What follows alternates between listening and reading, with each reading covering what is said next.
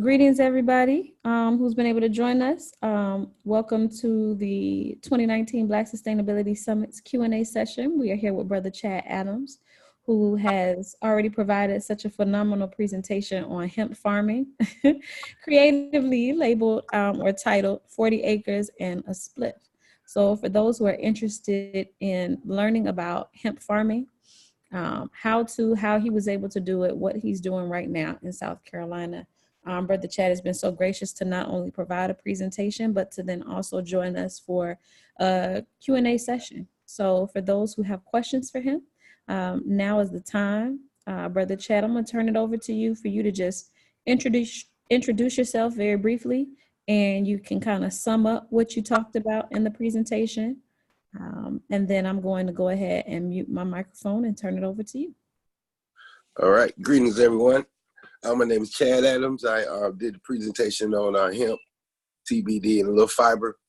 I talked about my history getting into agriculture, and talked a little bit about the history of hemp and cannabis, and then I went into the future of it a little bit.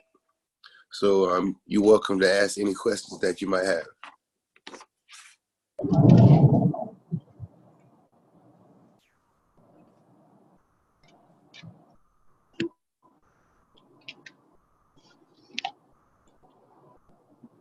Let's see. NMK? Hello? Or Tameka, did somebody had questions? Yes, you had a question around hemp farming?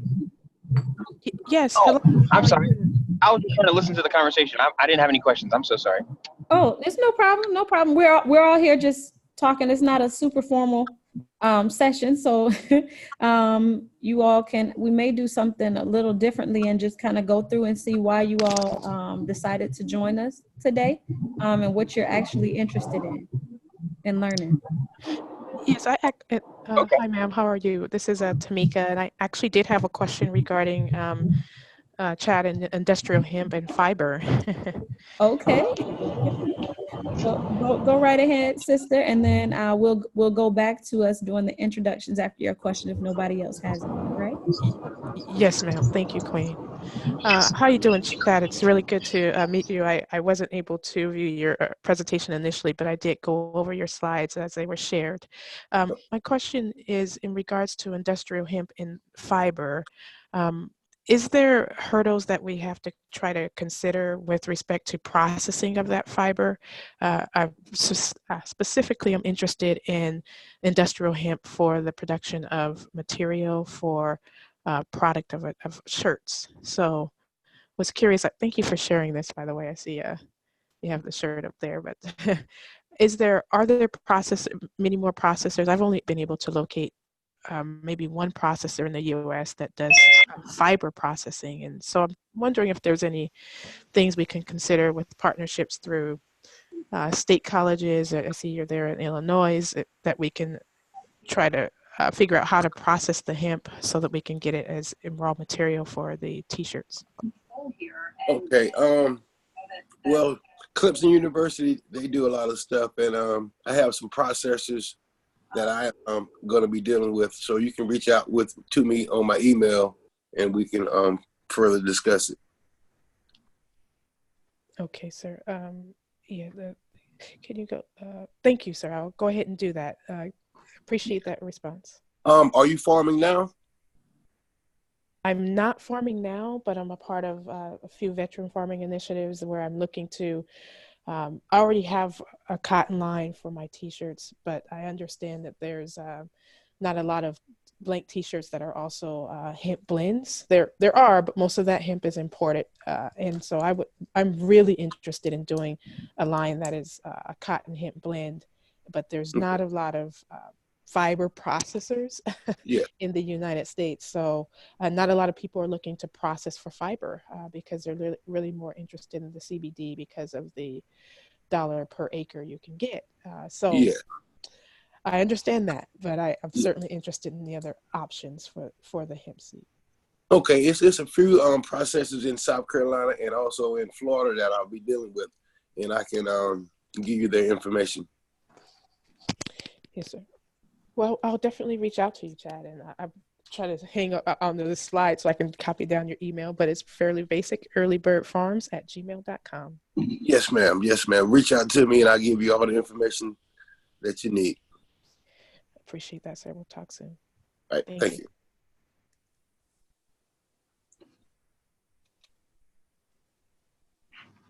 All right, let's see. Is there anyone else that has questions? Otherwise, we're going to go to our intros for each other. Brother Chad, you mentioned a few of the processors. I also am familiar with a few that are doing it for fiber as well. It's actually growing. So I think folks you mentioned what, Florida, South Carolina, I know some in Tennessee and some up in Pennsylvania and then in Colorado. Yes, but I have contacts with some in Pennsylvania, South Carolina, and Florida. I'll reach out to those guys and Okay.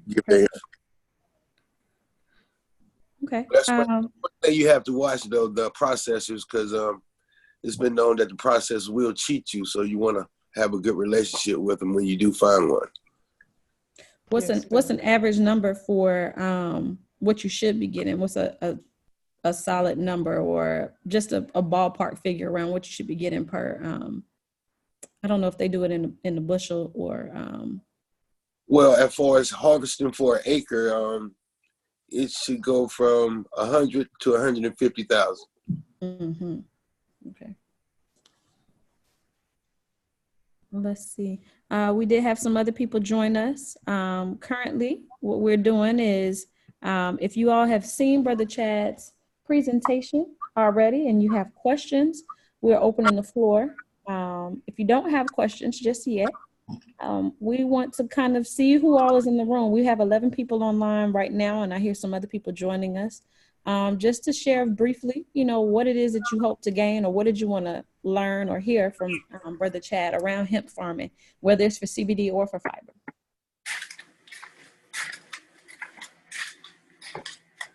Dr. Pam? Hello?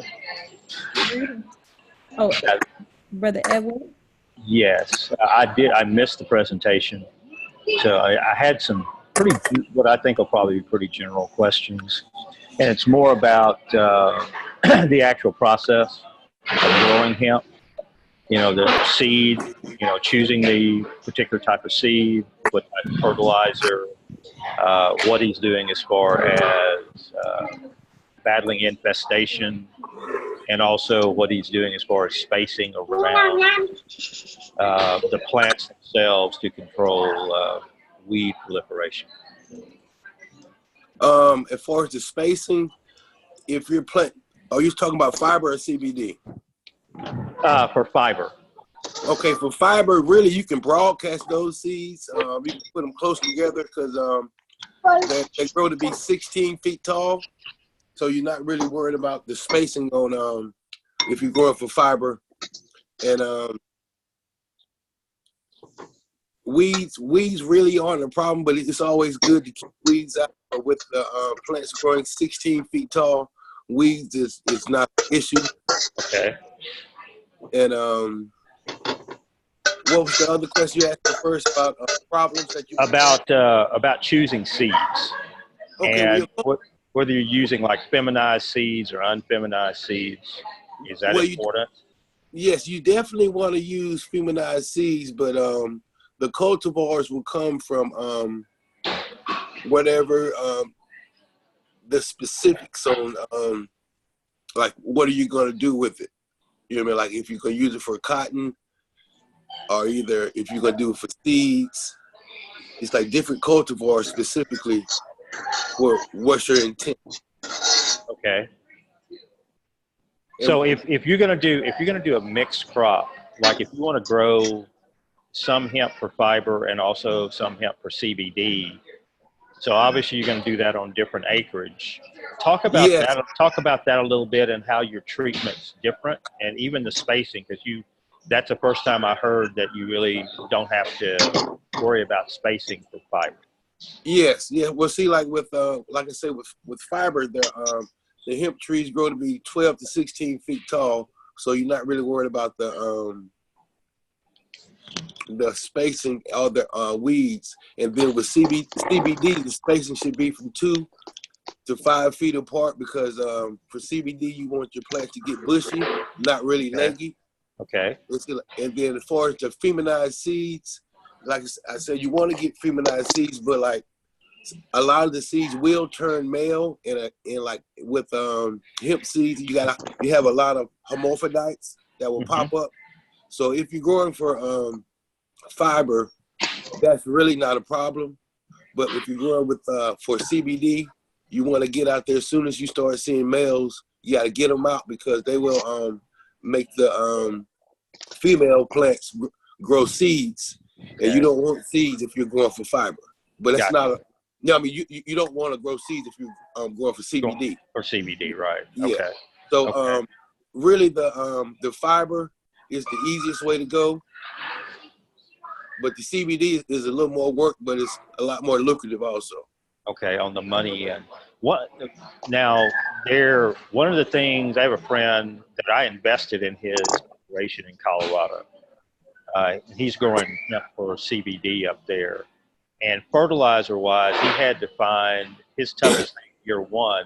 This year, luckily, much better, was finding fertilizer that worked. And he ended up using chicken poop primarily this year. That's good. For that. Is that a good, you think that's a good continuous? Would he need to mix that up, or is it something we could probably stick with there? I think you could stick with that.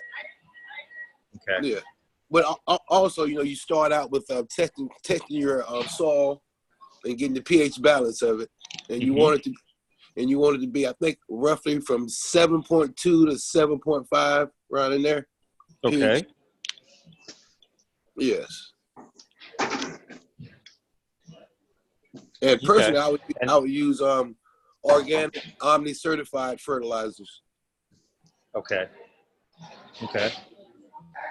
And what about using kelp? Is that, because I've heard some discussion on kelp also for the plants. Yes, I've heard about that also. I don't have that in my intentions, but maybe in the future, if I see that I need it, I might implement it. But initially, I don't think that you need that. Okay.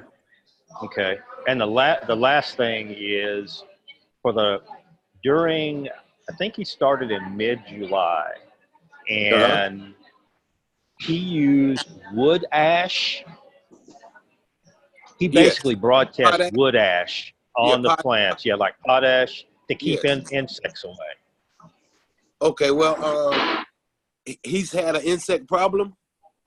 He did the first year, yeah. So he was looking for potential solutions, and somebody told him that, any residue of like wood that you burned or something like that insects don't like to get that on their wings or on their bodies or something. So he started using that, and it was fairly effective. Okay, well, other practices you could use, like maybe planting onions or garlic around the perimeter. Ah, okay. Yeah, and that will keep them from coming in that area. Okay, okay. What about sage? I've also heard people talk about using sage for that same purpose. I haven't heard of sage. I haven't heard of that one. Okay. About insects, but I know onions and garlic. Yes. Okay. Okay. Thank you. Right. You're welcome. And also, if you have any other questions that you think of later, just reach out to me on my email. And I will. Yeah, I copied it down, and definitely I'll be reaching out to you. Okay, no problem. Thank you. Thank you.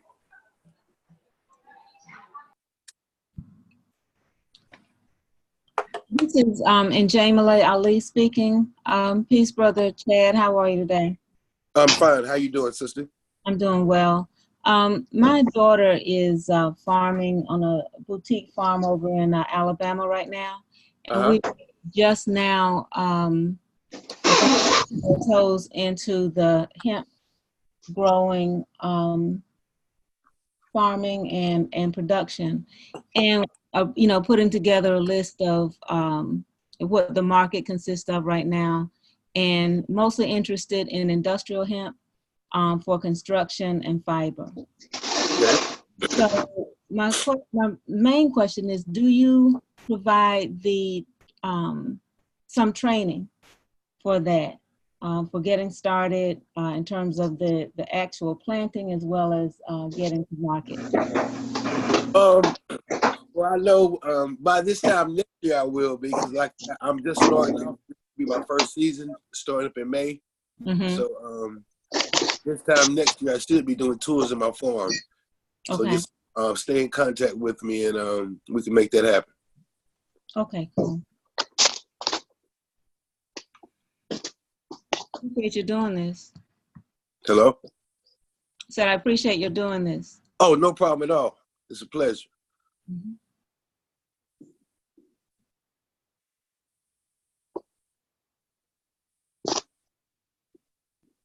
Let's see, is there anyone else on the line that has questions for Brother Chad? I see Sister Wendy, your line is open. I don't know if you have a question or if you just didn't mute your microphone. Not right now. Okay. All right. I'll mute it for you. Let's see. I think for those who have tuned in, I would like to hear from you all as far as what you hope to gain when you saw that this was a workshop, or at least the Q&A session for the workshop around hemp. If you didn't get a chance to view the presentation on the Black Sustainability Summit website just yet, we do have one more day. We don't close until Monday, and so you'll have an opportunity to view it. But as far as what attracted you to tune in and hear this presentation, why are you here? If you all don't mind, you can just share very briefly. Oh yes, I'd love to. So this is Tameka. Nice, everyone. I wanted to say just I'm interested specifically in hemp for the nutritional value, but also for the textile value in terms of industrial hemp. That's what attracted me to this conversation, and also hempcrete. Not only just using hemp for the medicinal value, not only for the medicinal value of the plant, but also for the other values of the plant, like the added value, like hempcrete and other textiles. Using like completely just using not a complete blend of just hemp, but you can like mix hemp with other materials as well. That's specifically what I'm interested in building structures out of hemp and also out of mushrooms, mushroom materials. So that's what attracted me to this conversation. And I'm a horticulture major down at Auburn, and I graduate in December. But that is specifically what I'm interested in doing. Okay, cool. Beautiful. So you're farming now, or you're going to start the process? Yes, sir. Right now I'm at Auburn. I am farming actually. I do like organic farming. So we make our own organic inputs. Hold up, I can barely hear you. Yeah, Tameka, your phone is going in and out with your microphone. Whatever you did a few minutes ago worked, and now it sounds very, very distant. Okay, sorry. Can you guys hear me now? Yes.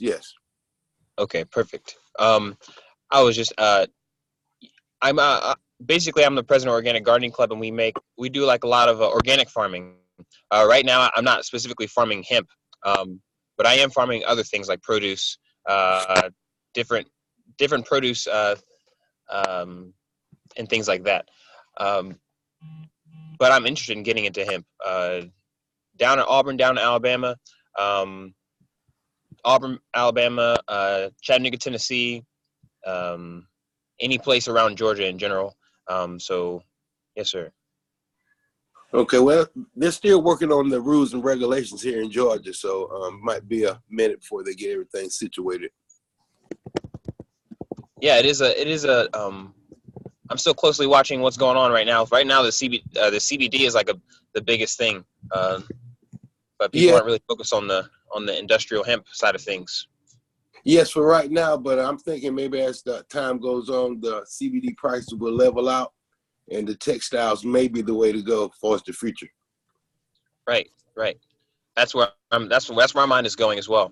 So I was definitely interested in getting into making industrial hemp and using the herds and using every single part of the plant fiber for everything that it's worth. Yes, yes, that's smart. And also using natural farming techniques to do that. Not only just using, I heard you earlier talking about chicken manure. Chicken manure, you can use a lot of other different things as well to improve your soil and also change the pH and the nutrient profile and things like that. Yeah, So definitely posting and stuff like that always works. yes, sir. Yes, sir. Well, can you share with us some of the things you use? Yeah. So like different things like rock dust, like azomite. This other product called phyllite, which is similar to azomite, but it has a different like nutrient profile. You can also use different fermentations by combining. There's this book actually. There's this book. It's called Jadam Jadam Organic Farming or Jadam Natural Farming. Actually, it's like a Korean natural farming technique book, and it talks about like making your own fertilizers.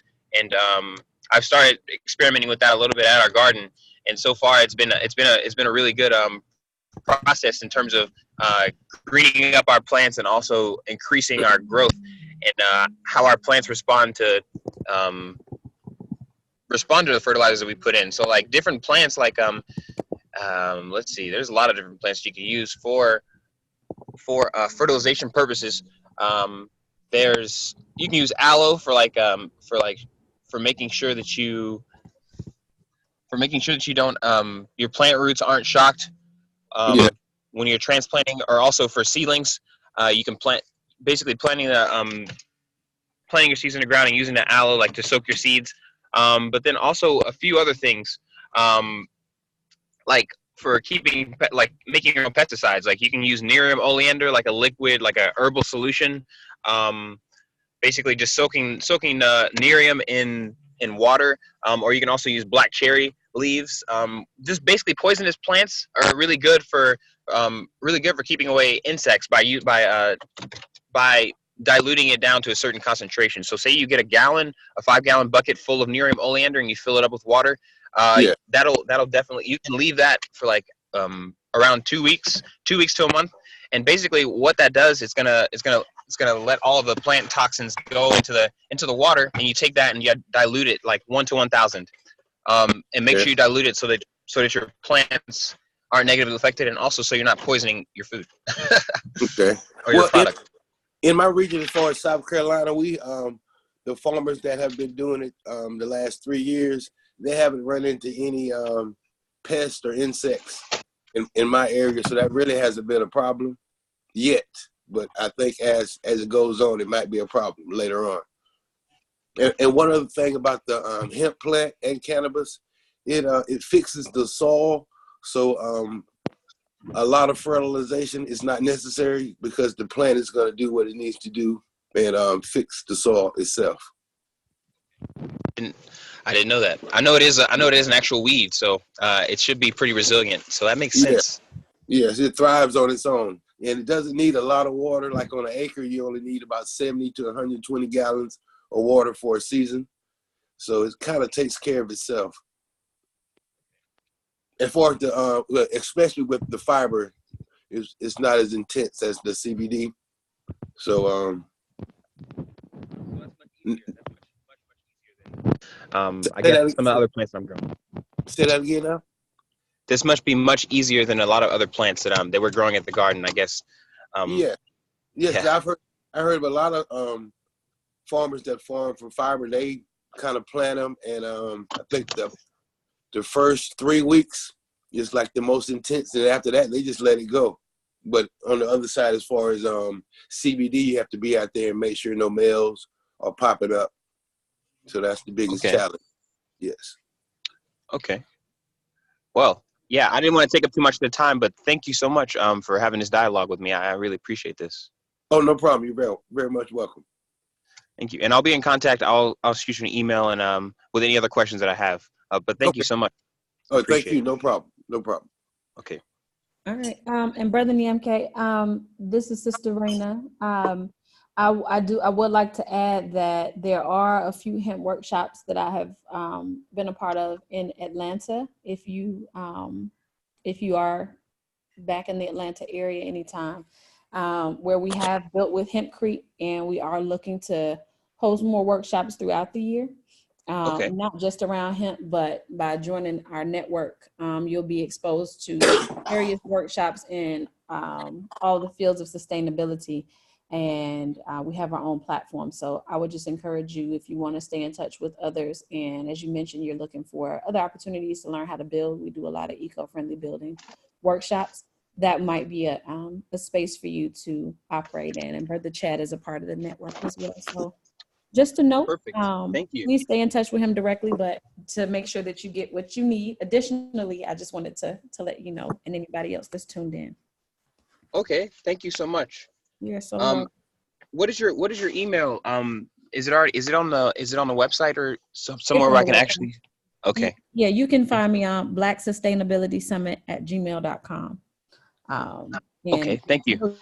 we'll get you all set up. And right now, for those who have tuned in, I know I posted in a few other network groups that I'm a part of. Some of you are a part of the umbrella network, Black Sustainability Network. It's about 2,000 people that are part of the network currently around the globe. I will say that if you haven't seen Brother Chad's presentation, to please tune in. I posted in the chat the access there. It'll still be up until Monday. Somebody else has a question, or somebody else is saying something? Yes, I had a question for Brother Chad. Yes.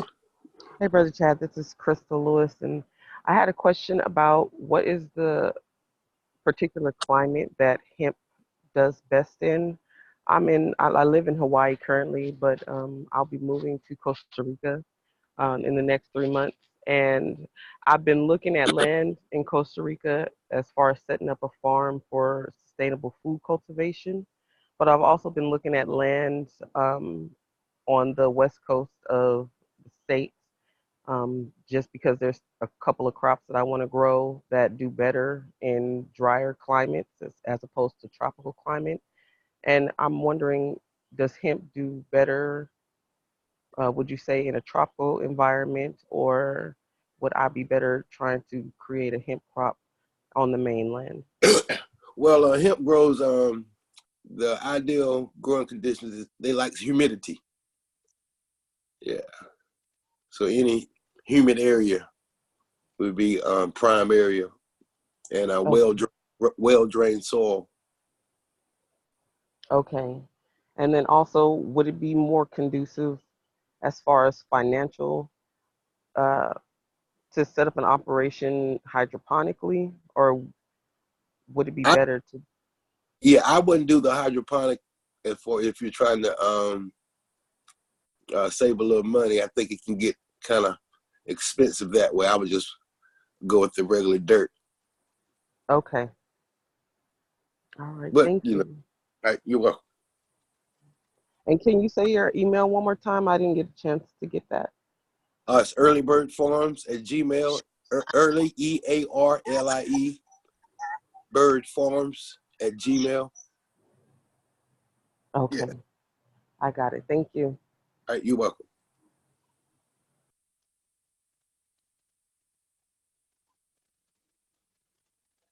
Are there any other people on the line that have questions? I see Sister Amina has joined us.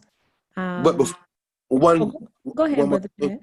Chad. Before you would decide what area you want to grow in, the first thing I would do would just test the soil first before you made any decision. Okay. It's like get a soil sample from 12 different spots and go 4 inches deep and take it to your local farm agency, and they'll Okay. start the process for you. And Get what all am I looking for when it comes to the soil content? you want your pH to be anywhere from 7.2 to around 7.5. Yeah. And Okay. you got different things that can raise your pH and different things that can drop it down. Okay. And potash is a good, it can raise it up real good. Okay. All right. Thank you. Oh, you're welcome. And Brother Chad, I know in your presentation, you did talk with everyone around just the differences between CBD for growing for CBD and versus growing for fiber. Yes. Do you mind just touching base just very briefly if nobody else has questions around the sensitivity of the plant when you're actually growing for oil or you're going, versus you're growing for oil? I know that once it reaches a certain level of temperature, then the THC is kind of off. Do you mind just talking about the sensitivity of the plant? Well, one thing dealing with hemp, like the wrong growing conditions can make it go into stress, and the stress is will make it go above the 0.3. And so, with that being said, the authorities or your local farm agency, they will come in and destroy your crop. So that's something you have to pay attention to because it needs to be in the prime conditions because you don't want it to get above that 0.3. So watering, too much water can be stress that can do that. And making sure that no males are in the field is the other challenge that you'll have.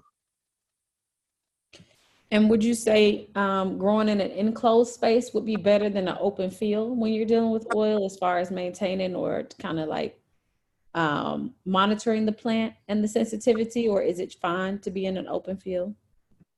Well, definitely a closed in, like a greenhouse or a hoop house would be ideal because you wouldn't have to worry about, cause say for instance, if it's a farm miles away that's growing for fiber and they have seeds, some of that pollen can come and fertilize your females.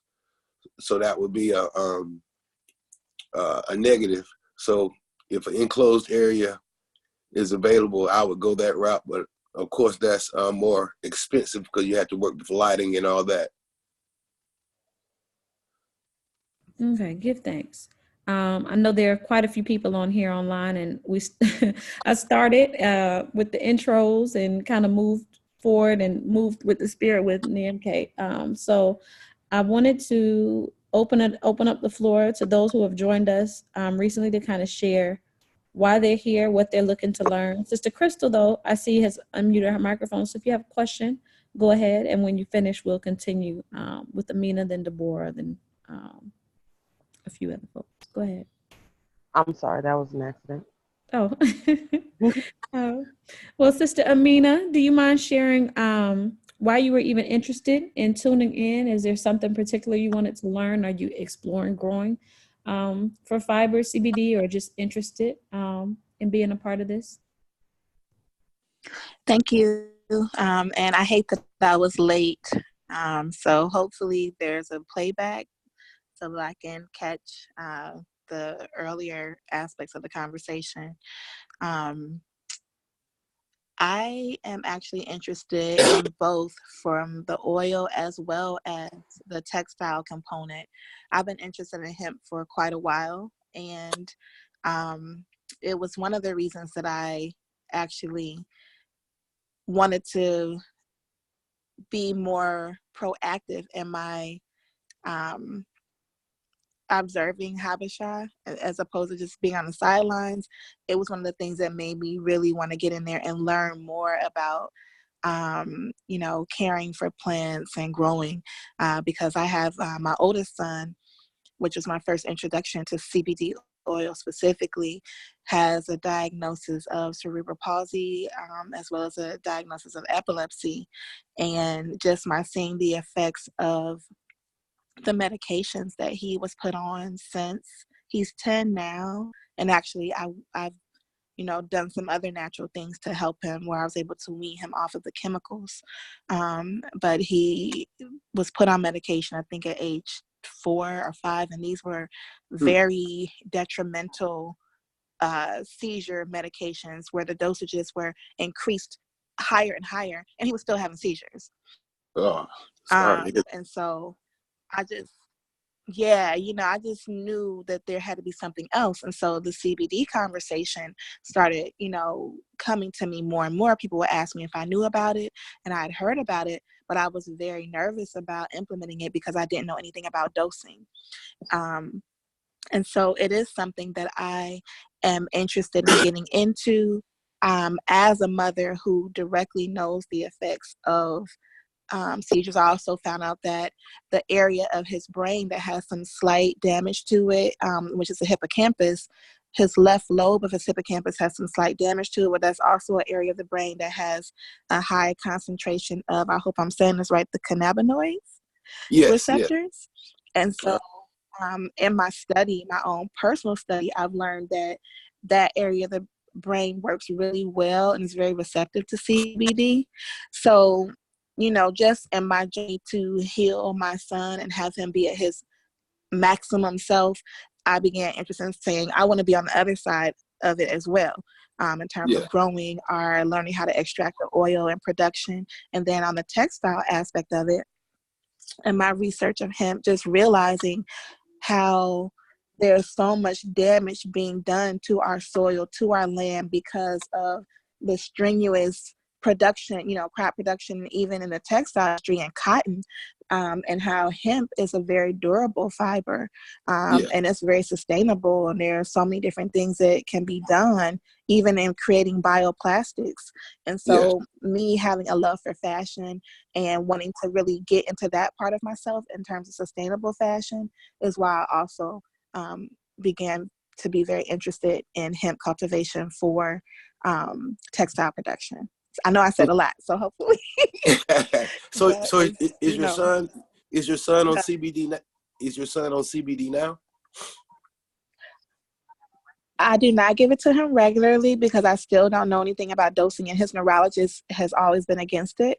But I have some, I think it's full spectrum CBD oil. I can't remember the name of the company. I'm out of town right now, so I can't look at the bottle. But a friend of mine introduced me to that. So I don't give it to him regularly, but I do sometimes. I've learned, I put it in the food. I put it in his food a lot. Well, it's one variety called Charlotte's Web, and it came about. It was a little girl. I've heard of it. Mm-hmm. Yeah, she was having seizures, and her family started giving her this particular variety, and it fixed everything. So I would look into the Charlotte's Web and make that my go-to CBD oil. Okay. Yes. And what was the other question? Thank you for that. Now you were saying that you were interested in the fiber and the CBD, the farming? Yes, yeah, the fiber aspect, cultivating for that because of my love for fashion and sustainable fashion and a desire to take part in that aspect of it. Okay, well, those fields will have to be far apart because if you're growing for fiber, you're gonna have seeds in your field. And if you're growing for CBD, you don't want seeds. And the seeds, the males will make the female pollinate, so you won't have a good CBD turnout. So really, like, you want to do one or the other. Okay. Yes. Okay. You got me. I got you that. understand? You understand what I'm saying? I do. Okay. Thank you. Okay. All right. Now, what was the other stuff you were saying? Yeah. Did you have some more questions? Me? Yes. I'll just make sure I want. I'm confused about what's happening in Georgia in terms of the growing laws. I've tried to follow it since things were legalized. Everybody's confused in Georgia because they don't know what they want to do yet. The rules and regulations, they've been going over them for the last year, and there's nothing finalized yet. But okay, so when it comes to the production, I heard what you said about that 3%. I knew that, but is it that you have to have already had a farm if you're interested in growing?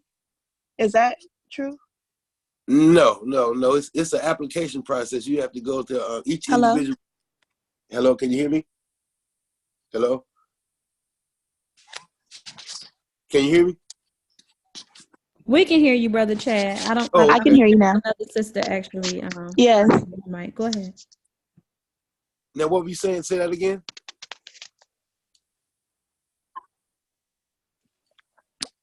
Are you speaking to Amina? Yes. I was just saying that one of the things I read is that in order to grow, there was a law or rule that was saying that you have to have already had a farm and been farming. Is that the case? Are you talking about for Georgia or just nationwide? For Georgia specifically. I'm not sure about that. I'm not sure if you already had to be farming prior to. I'm not thinking. I haven't heard Okay. that, but I'm not an expert on Georgia's rules and regulations because they're not complete yet. But as far as South Carolina, no, that's not the case. Okay. That's good to know. And most states that's not Well, the case. thank you. What I said, most states that's not the case because with this big hemp movement, a lot of people are starting to farm just because of it, and so they weren't farming before. Right. Yes. Okay. Yeah. Okay. Well, thank you very much for taking the time to answer my questions. No problem at all. I really appreciate it, and thank you for this presentation. No problem. Reach out to me on my email if you have any other questions that might arise later on. Okay. Okay. I think Sister Tameka, did you have a question? Your microphone is unmuted. For Brother Chad, give thanks, Sister Amina, for your question. Oh, thank you, Brother Chat. Actually, sis, I already asked a question. I think in my question earlier, I told why I was a part of this. So I'll yield the floor to someone else. Sorry about that. I think I accidentally unmuted. Oh, okay. Okay. Yeah, it was going in between toggling, so I didn't know if you were trying to hop in and speak. Okay. Ali, do you mind sharing kind of why you are here in this session? What you're hoping to gain? Was there a particular reason why you were tuned in and listening? Just here to get some information, or what brought you here? Yes. One, thank you all for doing this. I got the link a few minutes ago and grabbed the computer and jumped on. I have a small plot of land, a little 5-acre homestead in Alabama, and am looking at utilizing some more land to do some hemp growing and put it in my application. The application period is short, just October 7th to November 14th. And so I want to kind of boss up on information as much as I can to really understand the way that things are working and the best option for starting out. I'll be starting out very small with just a couple of people, just a few hands on deck. And so I want to make sure that what we do is done sustainably and also realistically. Yes. And so I'm just kind of listening right now. I don't have a specific question at this moment, or I have maybe a million questions at this moment. And so I'm just kind of listening. Well, one good thing would be get in contact with like a university in your area and see if they can sign off. Because as far as the application process, if you have a university that says they'll back you and maybe send out interns, that'll be good as far as them awarding you your hemp license. And I'm already trying to work on getting a company that'll buy from you. If you already have a buyer, that's a plus also as far as the application process. Okay. And so specifically for Alabama, those things need to be in place for that application to be approved, or for it to be more likely to be approved? More likely, yeah, because those are some of the hurdles that I had to go through as far as South Carolina having things in order. And then, okay. Yes. So if you have that in order, it makes it a lot easier for them to choose you. Because a lot of people, they might not have things set up right. So if you do, you have a better chance of getting in. Okay. Well, that leads me to another question, if it's okay. No problem. And that is if I decide to have a couple of people who are volunteering, like from the community, who want to learn about it and that sort of thing, are there specific regulations in Alabama that I need to be paying attention to? Like, do those people need to have background checks, or is it just me as the grower who needs to make sure that the background is clear and all that kind of stuff? Yeah, well, if you're the one that's going to have the license, you'll be the only one that has to have a background check. But the other participants will have to give their IDs. But I don't think any background checks will be done on them. They just have to show their IDs. But you're the only one would only have to have the background check. Okay, so it's just best to keep a file on everyone who's working with me on it. Yes, yes. And make sure you trust them, because you'll be the one to get penalized if they do anything that it's not legal. Right. Okay, got it. Thank you so much. And also, well, I know in South Carolina it's this way. It may be the same in your state. Like if you have someone else that has land, you could add them on also. Okay. Yeah. Okay. Add them on to my license? Yes, it's like if you have 10 acres and you know someone that has 20 acres, you can add them on to your license. Well, in Alabama, there's a separate site certification fee for each site. Oh, it's a fee. So it's a $1,000 fee per site. Okay. And each site there can't be any encumbrances between the growing areas. And so there can't be more than 20 feet between growing areas, and there can't be a fence line or a tree line or anything like that in between that would count as separate sites. And so they're trying to get all the money they can out of this thing running. Oh, yes. And so I would probably do one site, and then if I was working with someone else who wanted to do the same, we would probably share information, and I would encourage them to get their own license for their site. Do you have a maximum acreage? How much can you grow in Alabama now? Because in South Carolina, we can only do 40 acres. Say that again? No, they don't have a maximum. They don't have a maximum right now. Someone close to me, about 4 miles from me, was doing 100 acres. Okay, cool. Yeah. Well, that's definitely a plus. Tenor, this is Njamale speaking. That's my daughter, who I mentioned earlier is doing the boutique farm in Alabama. Okay. Tenor, for the people who have the 100 acres, do you know what they're growing for? Are they doing or CBD?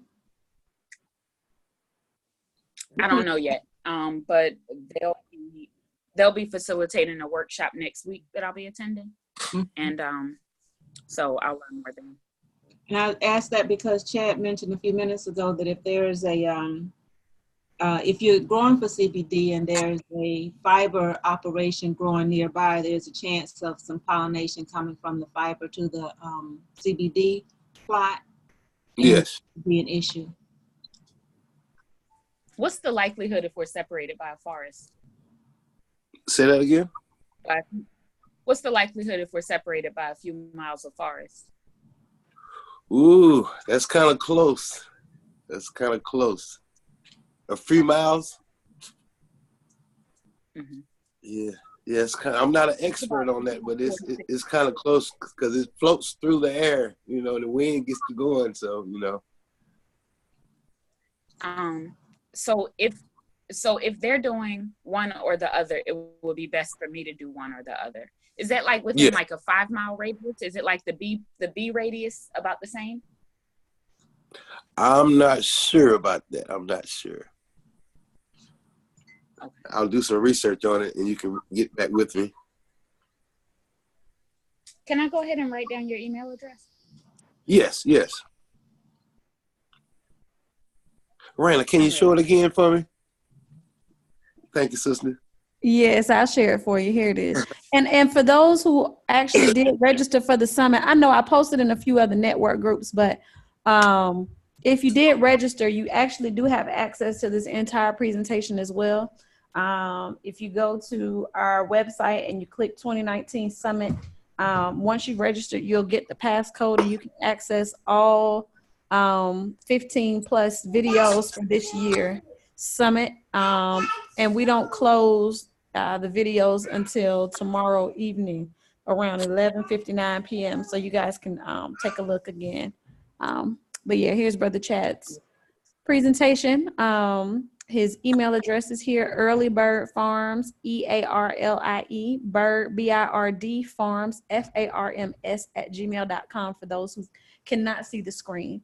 But yeah, we do encourage you guys to tune in and watch the presentations. These are people from around the globe who are doing this work in our community, and it's important for us to not only be aware of what they're doing, but then to support them in any way possible, whether that's an exchange of information because they are giving as well. That's why it's just been a labor of love for me to make sure that we're able to connect those that we're aware of that are doing this work in the various fields of sustainability with those like you who are enthusiasts or that are embarking on this journey. That's my daughter. So that's the second generation, the next generation of this. That is Brother Chad. Yes, you see his picture. Brother Chad, she does know you very well. So we're just giving thanks. I know that the time is coming up now. It is 12:58. If anybody else has questions, I will say to please just post it in the chat box or reach out to Chad directly. You can also email me if you want to get connected to any of our other presenters. We do have an online network as well as a platform via the App Store if you guys want to stay connected throughout the year. We host other workshops and we'll be posting promos for anything Brother Chad has on his farm as well. It's there for us to support each other. So let's see, within the last few minutes that we have, Brother Khalifa, Brother Robert, Sister Deborah, we haven't heard from you all yet. If you do have questions or have comments, now would be a good time to do so before we close out this session.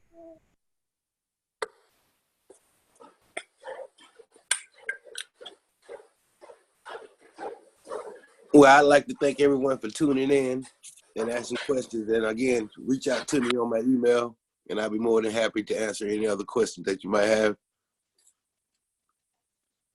Thank you, Brother Chad. We do give thanks for your time, your energy, and we'll be reaching out to you soon. All right, I'm gonna save this recording and share it with you. I'm gonna edit out my child in the background. Yeah.